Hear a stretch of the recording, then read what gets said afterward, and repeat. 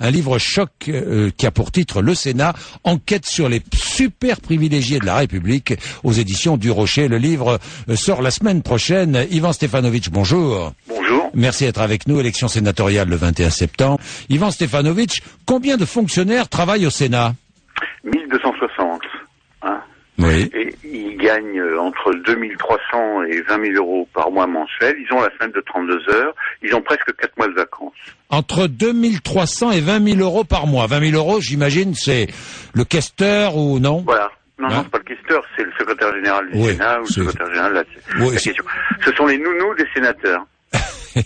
Oui, d'accord. Les nounous, ce sont eux qui organisent l'administration du Sénat, c'est cela? Voilà, c'est ça. Hein, c'est comme un questeur à l'Assemblée nationale, quoi, un peu. Tout à fait. Hein, tout à bien. fait. Alors, de 2300 à 20 000 euros par mois, femmes de ménage, jardiniers et chauffeurs compris. Voilà, avec prime de nuit. Avec prime de nuit. Systématique. Systématique. Ah bon, Oui. bon. Même quand on travaille pas, les jardiniers ont la prime de nuit. Alors, même quand on ne travaille pas, les jardiniers ont la prime de nuit. Oui, la prime de nuit est une institution au Sénat est une institution systématique. Vous la touchez systématiquement, quelle que soit votre fonction. Voilà. Bon. Pour les fonctionnaires. Pour les fonctionnaires. 32 heures par semaine. Oui. On n'en est pas à 35 heures, là. Hein. 32 heures. C'est dépassé. C'est-à-dire que travailler plus pour gagner plus, ça ne vaut pas pour le Sénat, quoi. Ah non, ça, les slogans sur lesquels a été élu M. Sarkozy, c'est-à-dire les valeurs de travail et de justice sociale pour les retraites, ça c'est inconnu au Sénat. Oui, près de 4 mois de vacances pour tous. Oui, c'est ça. Les sénateurs gagnent, vous révélez tout ça dans votre livre, hein, 11 540 euros net par mois. Oui, d'indemnité, dont la moitié est fiscalisable puisque c'est considéré comme des frais. Mais en plus, ils ont des tas de choses. Ils ont ils ont la RATP, la Air France, la SNCF, c'est gratuit. Hein. Ouais. Et puis ils ont curieusement une prime de 1 000 euros par mois de prime informatique, ce qui fait qu'à la fin de leur mandat, ils peuvent ouvrir facilement un magasin d'informatique, parce qu'à 1 000 euros par mois pour une prime informatique, c'est... Oui, ils peuvent s'acheter un ordinateur par mois, quoi. À peu près. Ouais. Et puis ils ont des taux pour acheter des logements, des taux très réduits. La différence avec l'Assemblée, c'est qu'à l'Assemblée ils travaillent et les gens connaissent leurs députés, mais la plupart des Français connaissent même pas leurs sénateurs. Oui, parce que vous avez enquêté, seuls 90 sénateurs sur 343 sont assidus. Oui. 120 ne sont là qu'à temps partiel et les autres ne mettent quasiment jamais les pieds au Sénat.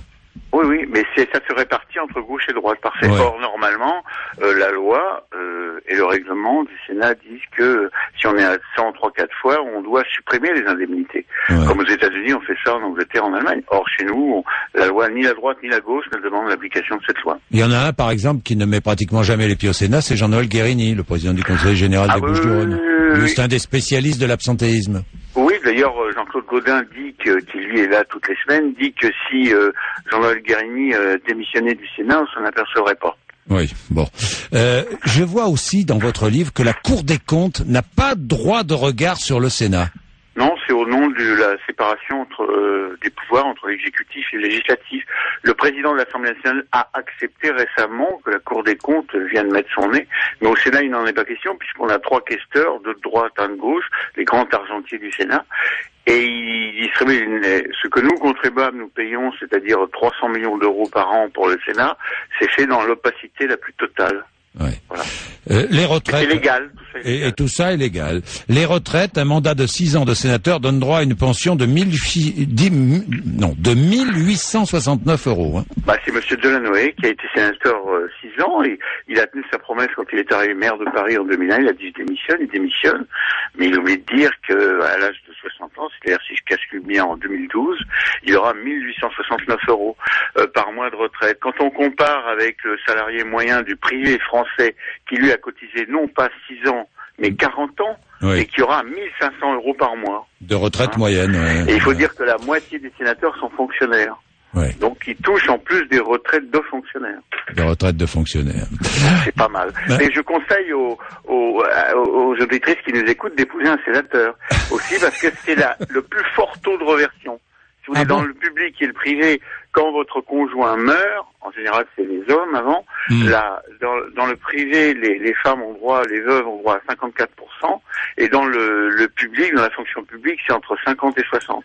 Et ben, chez les sénateurs, c'est 66%.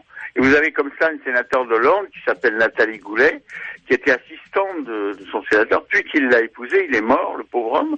Eh bien, elle touche non seulement 11 540 € par mois, mais elle touche en plus 6 000 € la retraite de son mari.